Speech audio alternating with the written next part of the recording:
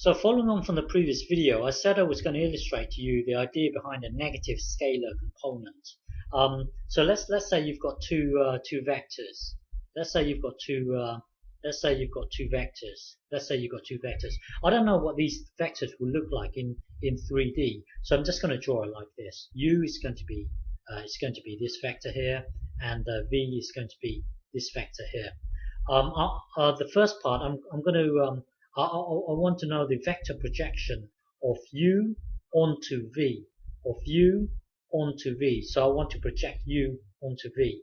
So I've got a right angle here. So really I'm after this vector here. Okay, so this vector here will be given by this. Okay, will be given by this. So it would be blah blah blah, and then it would give us this. Okay, so now this scalar component. So we've done the vector projection of U onto V.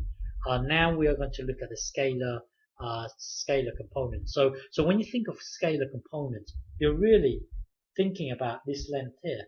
So you project U onto V.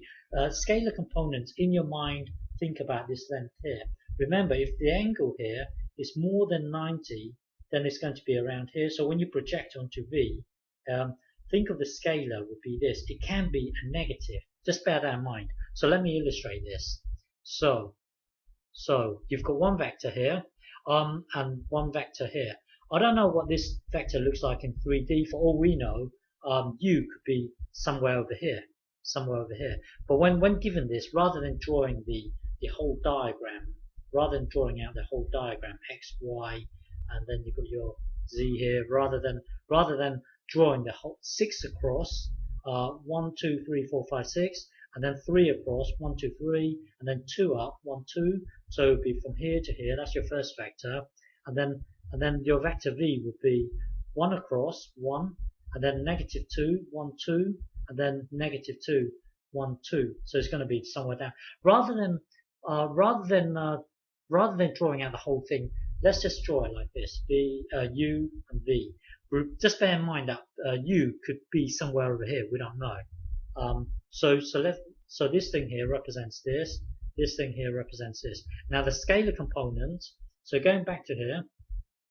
So when you talk about the scalar components, think about this length here. Well, this length here can be given by this or this or this. Well, we don't have an angle here. We've got a vector V and we've got a vector U. So let's forget about this. Let's just use this one here. Okay, so using this to obtain our scalar component.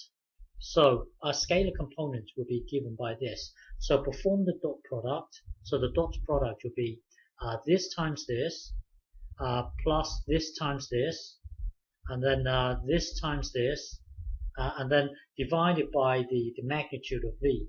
So V would be this thing here. So divided by the magnitude of V. So that would be U using Pythagoras. So that would be 1. This thing squared, square root here. Well, square root here will then give you this. So here you've got a negative scalar component. Okay.